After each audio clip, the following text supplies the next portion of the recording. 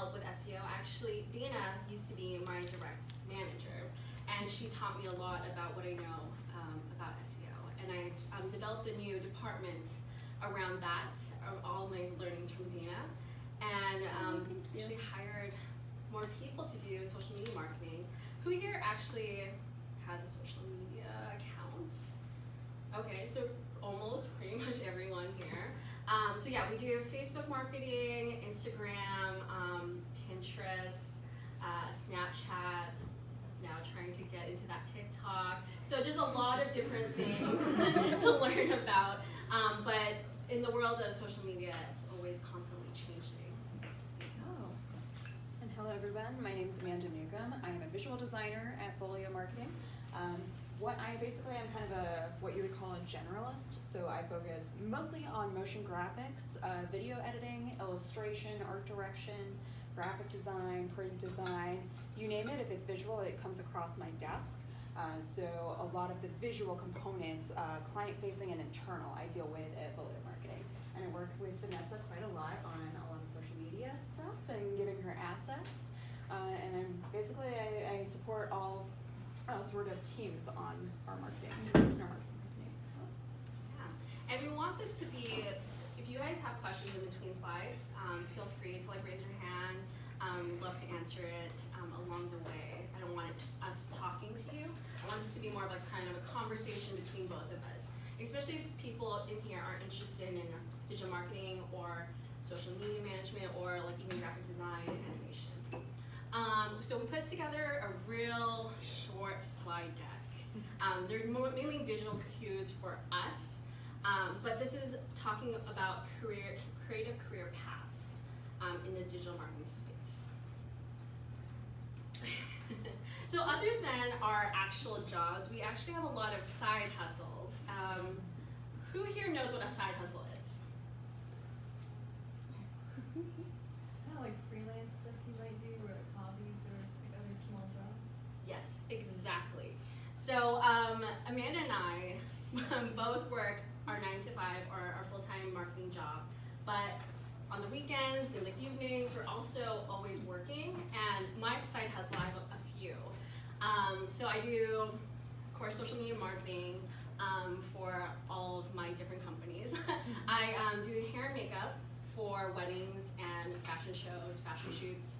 And then I also have a food blog, plugging in Seattle food scene and Eat Seattle. And then I do photography, and I also have a nonprofit that I work closely with as a co-chair of United Way, if anyone's familiar with United Way. She's a busy lady. Very busy, but I think the key to that is organization and organizing your calendar. Yeah. Piggybacking off of that, I'm a little less busy. When I do freelance or do my side hustles, I'm mostly sticking to the motion design, 3D design, or 3D animation, 2D animation, and illustration. Those are kind of my bread and butter. So being able to do freelance gigs, also my personal artwork as well. So that's kind of what I'm doing when it's not 9 to 5. Yes. Why do you do so many side jobs? I'm very business first, and so everything I love to do, I turn it into a business, essentially. Yeah, so I really loved hair and makeup. I learned it pretty rapidly, and then I sold it as a business, and every weekend there's a wedding, and I would get extra income from that. I really love food and going out and taking photos of my food. I don't know if anyone can relate, but I do that a lot, and so because my photography and my love for food, I was able to grow a social following and a food blog. And so everything I'm passionate about, I convert it into business or try to monetize what I love.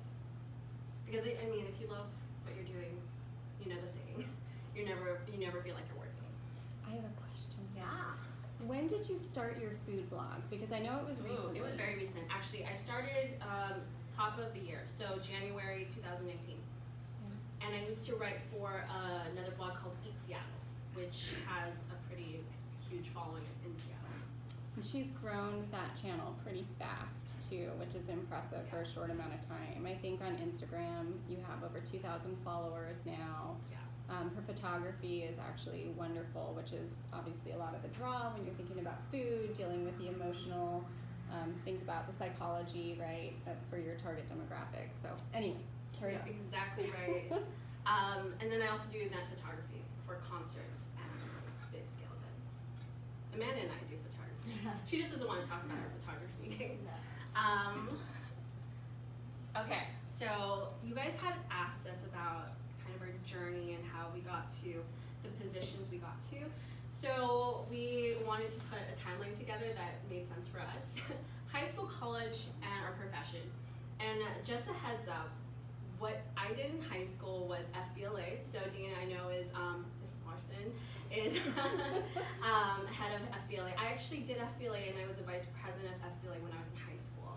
And I also did ROTC and volunteer club, and I did like sports as well. So I did a lot of different things in high school.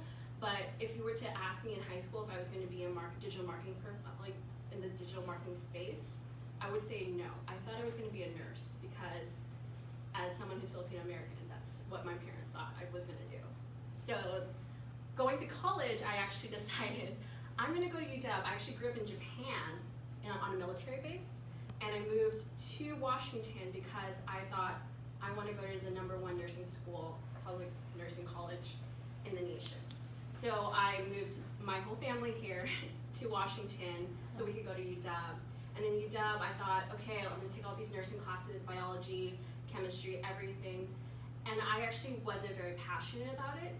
And I ended up landing in the degree I did, which is sociology, business, and diversity.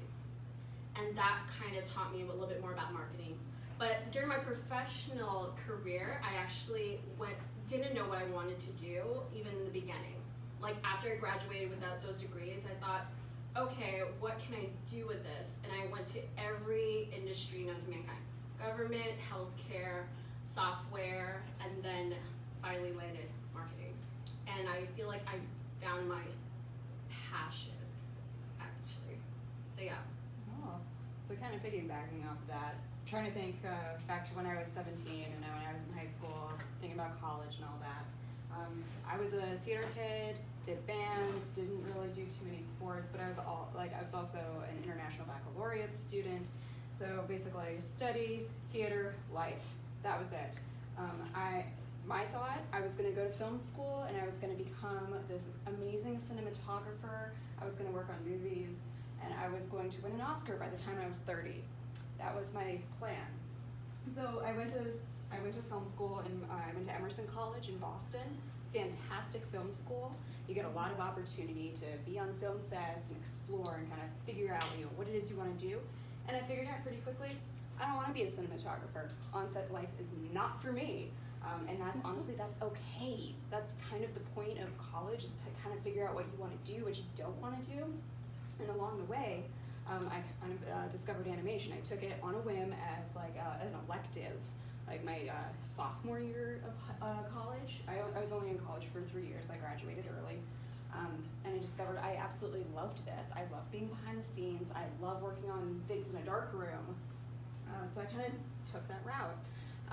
I got into 3D animation, so I was using a lot of programs like Maya, like what Pixar uses. So I started that route, learned a lot about like post-production, and when I graduated, I had all of these skills to do a lot of basically video production behind the scenes. So I started working for a very small video production company. I've done broadcast TV, I've worked for nonprofits, I've done some government work as well, and now I'm in the marketing industry. So kind of all over the place. Yeah, I guess what we can tell you, it's not linear. It's not linear at all. It's not actually like that. No, it's like it's a lot of this. learning to get to where you want to be. And real quick, ladies and gentlemen, who does that sound like? Who was here last week? Did she have a linear career path? No, she didn't. So, and I think the digital transformation had played a role in that, right? Because that wasn't around as much to the same extent, more for them than for Debbie and myself. But a lot of people ended up going this route because the opportunity also presented itself. But I just don't want people to feel like they need to necessarily know. It's great if you do, but your path may not be linear, right? Things happen. So, No one will tell you that except us.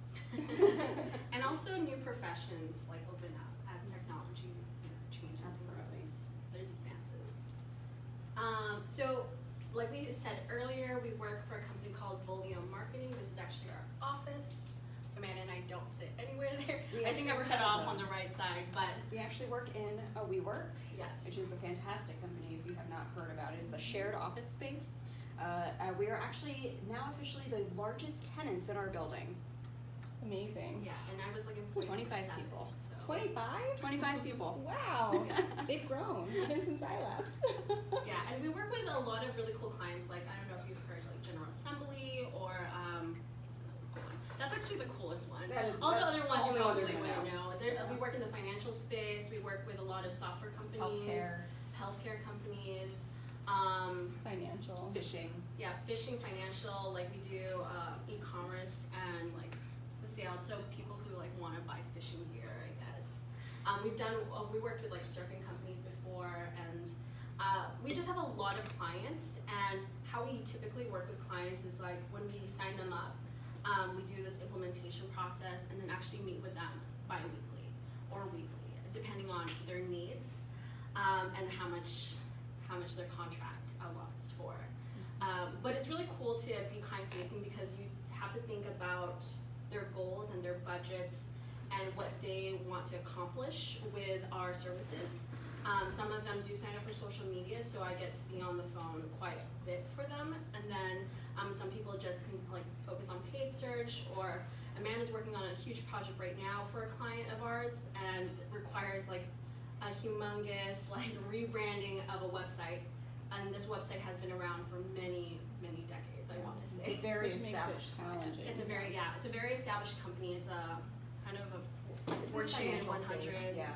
company, so it's publicly traded, and there's a lot of eyes on it. So working with clients can be tricky because you have good clients and then you have really difficult clients sometimes. And yes, Do you do all the work in-house, or do you have other people? yes, we actually do all of the work in-house, which I will have to say, we have 57% all female. Which And is amazing. Our entire development team is female. yeah, so we have a lot of like engineers, I think, yeah, all of them are female, which is crazy because the statistics overall is like 4% to like 96%. And the people we hire, it wasn't like we purposely were trying to hire more females, it just happened to be that way. We have pretty good work-life balance in our company, and I think a lot of people love that flexibility. Process. We have different process. Yes, very much. Yeah, so for me, I actually, it's all about organization, I wanna say.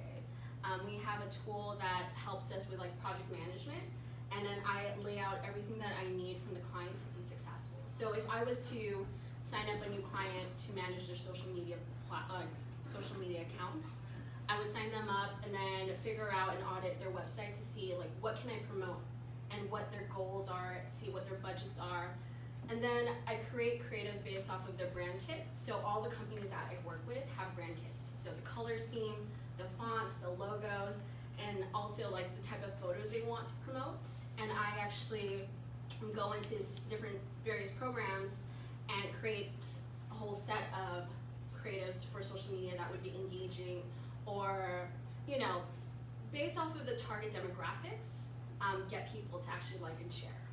Because as you know, when you're scrolling through, you just want that photo that actually like stops your scroll, because our attention span is so low when it comes to social media. I'm gonna say something here. So we've been talking about target market segmentation. This is like the reality of what these two ladies deal with daily when they are coming up with social media and content for the different clients and their demographics, and then obviously video or animation or graphic design, because you have to think about obviously the target demographic and how you will reach them. So I'm just wanting to say, because we've been talking about that, it's very relevant, right? It's very important to understand who you are marketing to.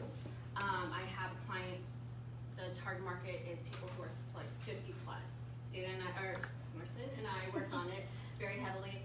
And then I have another target demographic of people in their 20s and 30s. So you always have to have a different narrative. And for me, I toggle, like you saw before, I have so many different companies that I work with and work like have. So I have to change my narrative each time I like post something. It can't be like my own voice, which is very difficult and challenging, but it's also very fun and challenging. Yeah. My process is a little bit different. I'm not quite as client-facing as Vanessa. A lot of my stakeholders are one, clients, but also two, internal. A lot of times I will be creating something for Vanessa or for an account manager, so they are more internal facing. So my process is a little bit different. A lot of my job is spent listening to what other people need, because they're the experts, they're the ones who are in this space all the time, and a lot of times also getting informed with a creative brief. Hey, these are the parameters of the thing that I need. I need a video, I need an animation, I need a series of images, I need X, Y, and Z, and really listening to the needs of my stakeholder, whether it's Vanessa, whether it's an account manager, whether it's my product manager, whether it is a direct client ask. So that's kind of my process, and then also as a creative too, I don't always jump in and start drawing or sketching or anything like that. A lot of it is also spent doing research. You're not going to be reinventing the wheel for 99.9% of the things you do creatively. Chances are someone has done something that is very similar. So a lot of listening, a lot of researching, and then idea creating and workshopping. It's kind of my life. Yeah. Day to day, I would say, for me, it changes every day. Like, I work with so many different clients now that I have a to-do list. I don't know who works on like to-do lists. Who has to-do lists here? Yeah. Keeping you guys organized, that's perfect. I think that like if I have goals every day of like what I'm gonna accomplish and be realistic about it, then that determines my day to day. And typically Lunch. I'm gonna get the you want door. me to close this? Here, I got it. You got it. Super excited for lunch here. You guys have an early lunch, can I just say that? But anyways, yeah, so my day-to-day changes, and it depends. I read emails every day. We have to read our emails, because I don't know about you, but I have some anxiety when I see like a million emails at once. So I actually am always kind of working, even on my way to the office, I'm like checking my emails to make sure like no clients have like fires that they need to put out. And so that's kind of how my day starts, is checking on my clients and checking emails, and then developing a strategy in terms of campaigns to post for social media, and also focusing on SEO and content for our websites. And what is SEO? Search engine optimization. Have you And guys so- talked about it yet? We're going to talk about that in the digital marketing unit, so Okay. we're learning the fundamentals now, but we've briefly talked about it, and social fits into SEO. I'll give you kind of a high level. So honestly, so I don't know if you guys ever, I know you've used Google. You guys understand like on the top it says ads or sponsors. So everything below that doesn't say ads or sponsors is SEO. And that is actually more complicated to get than any of those ads on Google. So when you search something up, you're like, all these sponsors, let me scroll down to the most relevant thing. That is because of SEO. So SEO helps you, it's very complicated, and you're very lucky to have Ms. Larson here, because she is Thank you. an expert. She was our director of SEO at Folio, and she helped develop a lot of different sites for us, so it's really cool. Thank you. Yeah, I'm excited for you guys to get there, because it's very valuable to clients, and if you know it now, you're going to win in life if you ever want to do digital marketing. Okay, so a little bit more of social media. Had a couple questions on how to grow an audience. Who here wants to grow their social media presence? I mean, you can be honest. I mean, if you have future businesses, okay, yeah.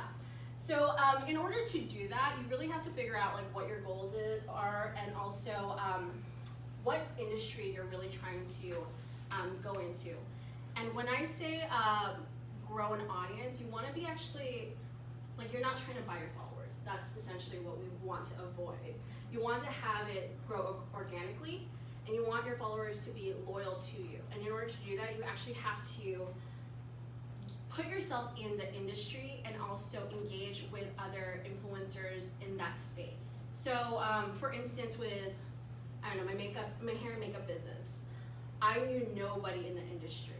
But I went out to the meetups. I got to meet people or professionals who are in the space, got to meet photographers, models that I could actually pretty much collaborate with. And like what it takes is like hustling in the very beginning to really understand the industry and understand who are the key players, especially in Seattle. And then if you really just want to grow, like if I had a new client, I would just make sure to be consistent and really engage with the community. Like that's like liking, commenting, messaging out to influencers, that's kind of like the key when you really want to get your foot in the door. We've talked about this slightly when you guys created your advertisements as one of the techniques, obviously, working with influencers, sponsors, the networking aspect of it, and then reaching them on social. Yeah, and with influencers, we actually, so we reach out to them. I mean, you know, usually when you're coming from a brand and you're talking to influencers, they're a little bit more likely to be like, oh yeah, I would love to connect with you or work with you guys in collaboration, but it's like, what's in it for them? Like if we promote you on our website or we do an interview with you, we'll share it on our social media platforms and give you more publicity and also provide you that platform to talk about or educate our audience of like your thoughts and ideas on the particular topic. So when you're working with influencers, it's always like, what do they get in return? Like that's what I think of it. And usually with influencers, it actually just legitimizes your business, your brand, and sometimes like your personal, like, you know, social media platforms. It's like SEO. You get that legitimate like backing behind someone who has like 20K, and those people will actually start going to your brand or your product as well. How do I create my material? Honestly, it varies. I use a lot of Canva, I use a lot of Adobe Suite, so Photoshop, Lightroom. Amanda and I both use Adobe Suite quite frequently, and I always am testing new apps. I love apps on the phone, and like if you guys have a smartphone, it's like the easiest thing. Like the phone that's on you is like something that you could actually utilize for social media really easily. So I'm like taking videos. I look at trends and actually do a lot of research of like what apps are like hot or, you know, like really in to create engaging material. And so we actually did create ads in this room, just kind of on the fly. It was second week, and the students used Canva. A lot of them did, and then a lot of them have learned the Adobe Suite. I think you all have to learn it as freshmen, right? So, and I was very impressed. I mean, they have some mad artistic skills and abilities. So, who used Canva? Raise your hand if you used Canva. And then who used like Adobe Suite products? And then some people used a combination actually, which is interesting. Anyway. That's really cool. That's what we typically use in the professional world, honestly. Whatever is easiest. Products, software. Okay, I guess I'll go. Sprout Social, Canva, and Adobe Suite is the main software that I really use. It makes my life so much easier. Actually, on Canva Plus, I can put together brand kits for all my different clients, which is really nice because all the color codes and then their logos are just like right there in one place. And they have so many great templates. Actually, this whole presentation is made via Canva. They're not paying me to say this, but it's made via Canva. Sprout Social, I like manage more than 13 accounts on Sprout Social, and it really like makes my life so much easier because I could go into one space and respond to everyone's comments, respond to my clients' concerns, and it's a very scalable tool to manage social media. The rest is Amanda. As a visual designer, I live in Adobe Creative Suite. When it comes to like image editing and photo manipulation, it's all Lightroom. I use Lightroom Classic. Photoshop, when it comes to creating vector graphics and animations. Vector graphics, I use Illustrator. I use After Effects, which is my bread and butter when it comes to animation, motion graphics. Video editing, I use Premiere. If you're looking for a free alternative and you want to get into video editing, I recommend DaVinci Resolve. That is a really good new tool that is out, and it is open source. And when it comes to, I know some folks had some interest in 3D animation or just animation in general. you're looking to get into 3D animation, After Effects has a light version of Cinema 4D, which is now industry standard. So Cinema 4D Lite is already attached to After Effects if you have access to the Adobe Creative Suite. And then I learned via Maya. Maya is like very similar to what, I actually think it is what Pixar uses, a lot of like DreamWorks animation, a lot of the 3D animation that you'll see on TV and in movies comes out of Maya. And then the free version, which is also very powerful, is Blender. If you want to learn 3D, learn Blender. If you don't want to pay for anything else. So that is what I use. Very cool. And I'm going to post these slides on PowerSchool too. So if you want to go back and flip through these wonderful, amazing visuals and have the software tools there, you can access them. We also have our emails at the end of the slide too, if you have more specific questions. Cool. So, We have one question over here. Oh, yes. Sorry. Kristen? I'm just wondering, how do you animate stuff? Like, do you create the objects and then put them in and manipulate them? Like, It depends on the animation. like a 2D animation? A 2D vector animation, what a lot of times I will do, regardless of what kind of animation it is, because I just need to do this, this is how I work, I do a lot of storyboarding and planning. It usually, like the animation process, for me at least, goes a lot more smoothly if I plan things out beforehand. So a lot of times I'll design characters, I'll design elements that will be animated, backgrounds, in Photoshop, in Illustrator. I'll actually create a lot of the assets needed in Illustrator and bring them into After Effects and then animate them. But again, really depends on the animation. Very cool. So, creative career choices. As someone who's a creative, particularly for the animation industry, you have a couple options. So you can go the generalist route or you can go a specialist route. Any idea kind of like what the difference between those would be before you read them? What do you guys think? All right, well, I'll tell you. The generalist route. So as a generalist, you understand basically all aspects of production. And when I say production, you understand what's needed to take everything from a script to a final product. You know how to design, you know how to plan shots, you know how to design characters as needed, you know how to animate, you know how to put things together, you know how to edit, you know how to do audio components.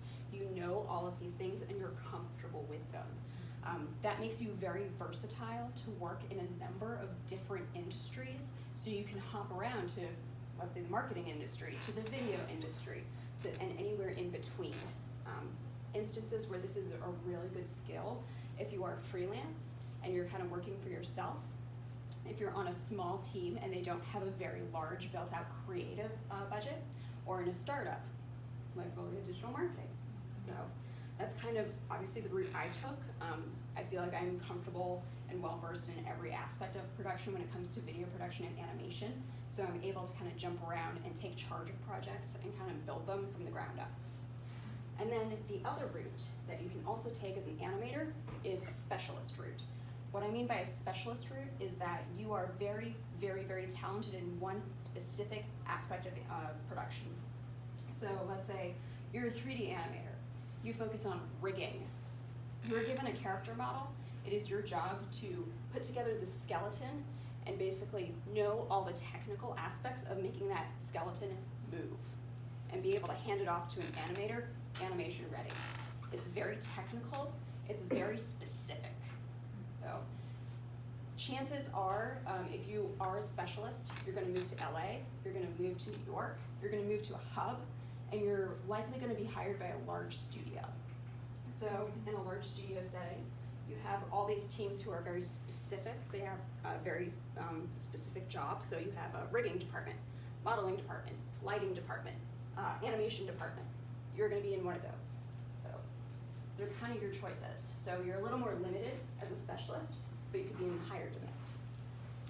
Can I say something here? Yeah. So from my industry experience too, because I worked at large businesses like Nordstrom, Seattle Times, and Concur, as well as small startup businesses, literally like working out of houses to also working in the WeWork situation.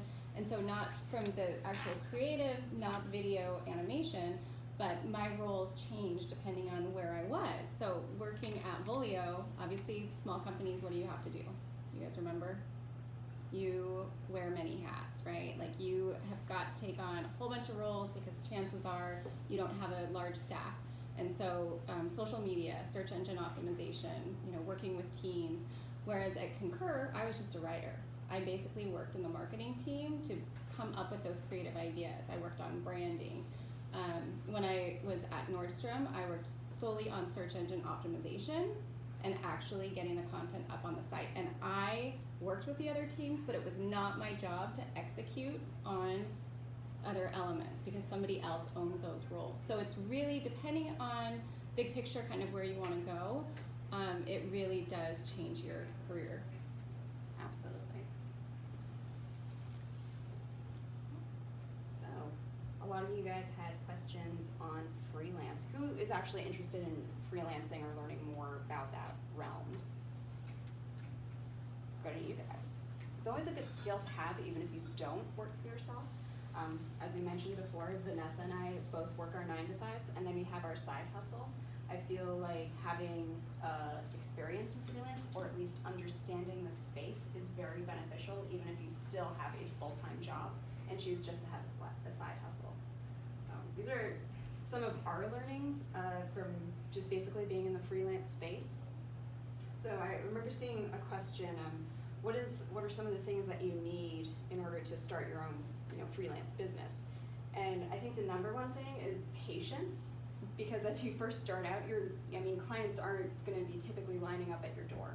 You need to be proactive, and you will be doing more hustling than you will actually be doing creative work, at least at first. It is very difficult to break into it, and almost as soon as one job is wrapping up, or even as you're still working on it, you're going to be looking for the next gig. So as a full-time employee, there's someone else looking for that gig. We have a business development professional in our company. We have the CEO of the company who's finding new business.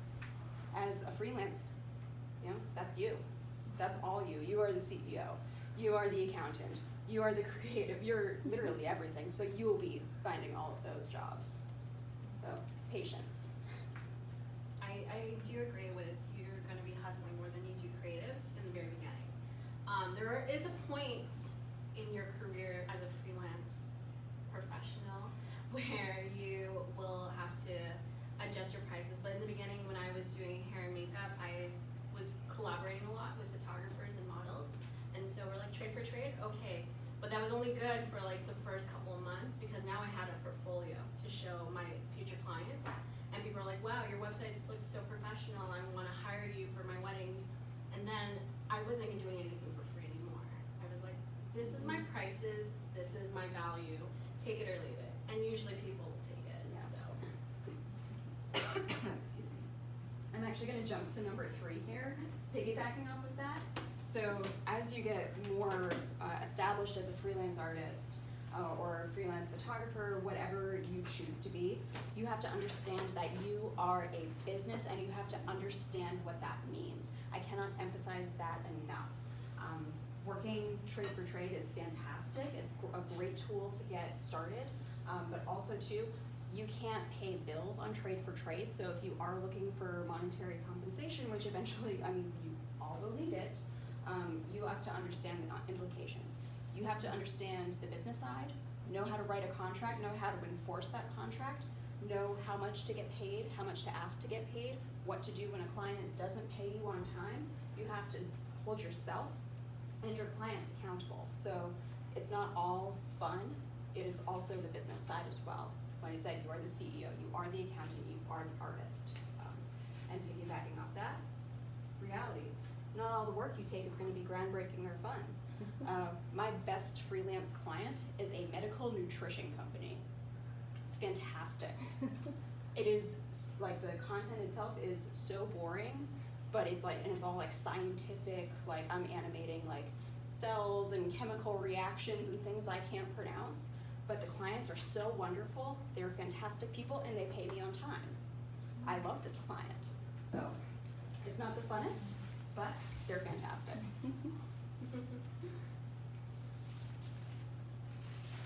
Okay, this is like our Yeah, we're second to almost last there, slide. yeah. Yeah, wow. So we have some career Things that we've learned over the years that I think might help you in the future if you do want to go down the career pathway. These are things I would tell myself when I was your age.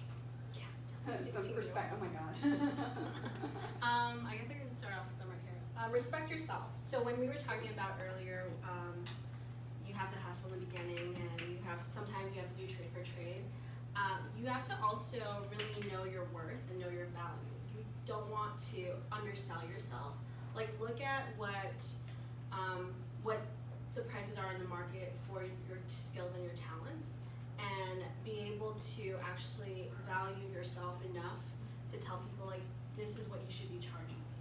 And if someone gawks at that price and asks way less than that, you don't want to work for them. Mm-hmm. You don't. You don't. You just move along, go for the next client. Yep.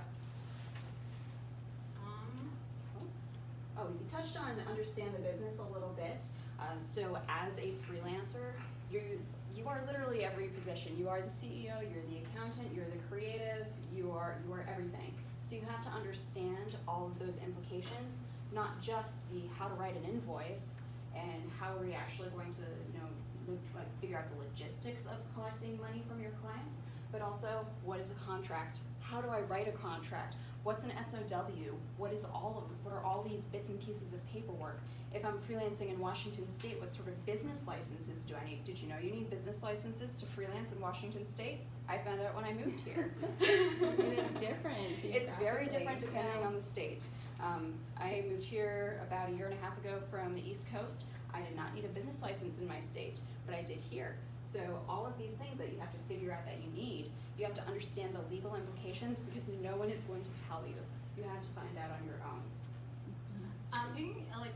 Kind of adding on to that, understanding business, I also would like to suggest having a mentor within that industry, because they will tell you all the things you need, all the tools that you want to sign up for, and also kind of give you more clients.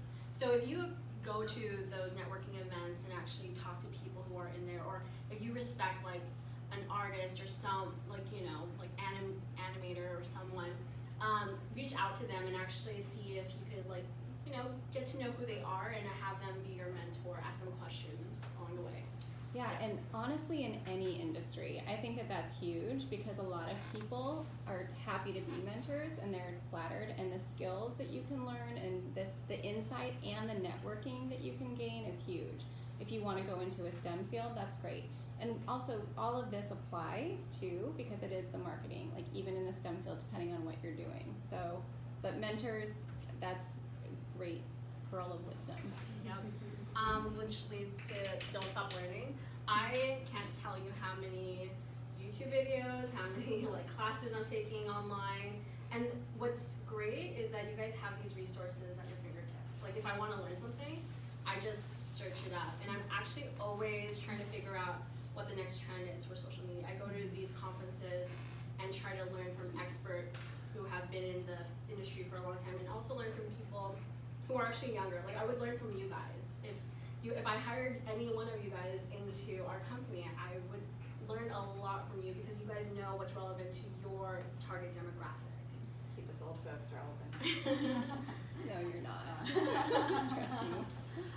Also on Don't Stop Learning, I noticed there were a lot of questions, at least on the animation side, for what technology I'm using and what softwares I'm using. More than happy to say what I'm using, but also that could change in 5 years. Yeah. So don't bank too much on learning an actual skill and learning the actual software, because the software changes all the time.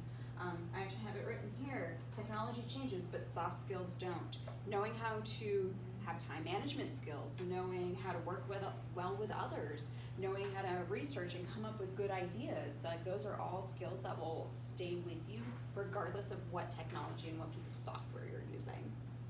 Ladies and gentlemen, I want that to really sink in because we've talked a lot about technology changing jobs, especially digital marketing. It is honestly crazy how fast it changes and how you have to stay up to date with that.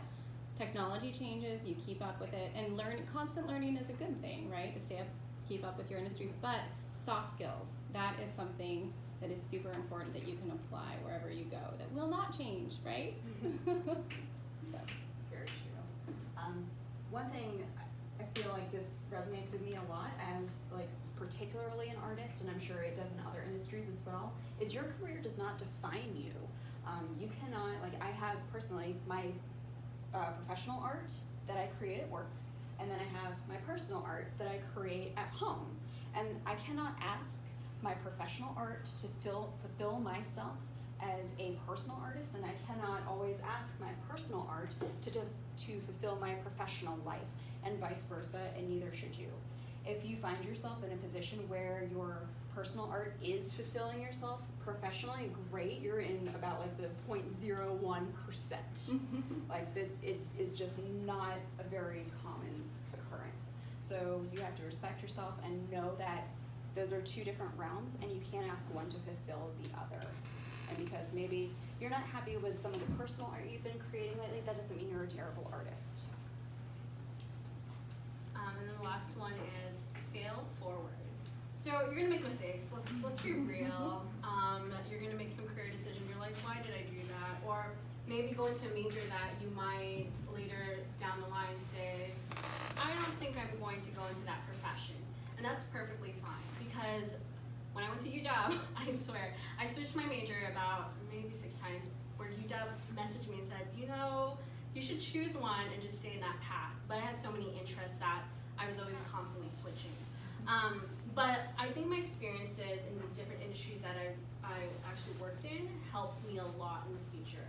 And so if you're gonna make mistakes, just learn from them and actually like go into a career that will fulfill you. Yeah, I think that's great. And we have about 5 minutes too, so. Questions? Yeah. Does anybody? Yes. So can you tell me about an experience you had where you took on a job and you realized you didn't really understand how to do it, or it's kind of like out of your league? Sure. Yeah. How did you react to that? I never had a marketing background when I got into Volio. So when I actually got in, I was like, I wonder like how I would succeed in this role. I did so much research and did all my homework on like marketing, digital marketing, that I was able to make it my own. I was an account coordinator, became an account manager, and then actually went up the ladder, and now I have my own department. Your title's changed like 5 times? More than 5 times. I even did HR, recruiting. I did all in sales. I did all of that, and I was closely working with our CEO and actually learning from Ms. Larson and our CEO and all the different leaders in our company. Plus, all the homework and research I did on my own actually helped me become a well-rounded marketing professional. So I think if you don't know, just believe in yourself and just be like, okay, well, if I don't know today, I'm gonna know tomorrow, and just do that research to get to that point. And really just like, I'm very assertive, so I'm like, I'll do that. I'll do what people don't want to do, and then also for like social media, no one really believed in it in the beginning. Like, it's not a channel we want to put money in, but I believed in it, and I know our clients really like wanted it. It actually added value. So every time I talk to our stakeholders internally, I'm like, here's how I'm adding value to your company. And when you talk like that, instead of saying, I want this, I want that, it's more like, I'm adding value this way and that way. And they're more likely to be respectful of what you want to do. And you'll most likely succeed that way. Yeah, I was about to say being confident and not just like exuding confidence, but also being confident and respectful of your own ability, it will get you a long ways. I don't want to say like fake it till you make it, but being able, like, believing in yourself and your abilities will get you a long ways, especially if you are in one of those positions where you're not too sure how to proceed forward. Just take a step back, breathe it out, because chances are someone else is going to be in that position as well. Fake it till you become it. And don't be afraid to ask questions either. You had a question? Oh, yeah, you guys said that Volio was a startup, so I'm wondering what niche you guys found. What makes you different? Great question. Yeah. So as a company, as a sales representative of Volio, so a lot of times marketing agencies aren't able to provide you the lifetime value of your customers. And what makes us different from other marketing agencies is that we are able to do that with our sophisticated reporting. So half of our company is actually engineers, and they're not the marketing people that you would see on TV or, you know, they're mainly people in their computers coding for us and figuring out how we can get our analytics in check and make sure that we are reporting like daily in the most accurate way and being able to tie in your sales data with your marketing. Because a lot of times you're spending all this money on marketing, but you're not able to really see how it's performing in terms of like how much you're actually spending on that one single person and their lifetime value. You can take this data chart that's in one bucket, and you can take your sales over here, you got your marketing over here in this bucket, and usually the two don't talk to each other, so it's really hard to see how one is affecting the other.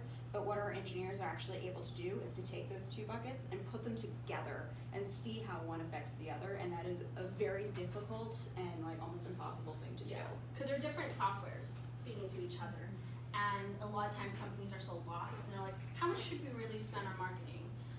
We don't have the tools to actually tell you that, but if you hire us, you can, and we do everything at scale, because we have all these clients, and we have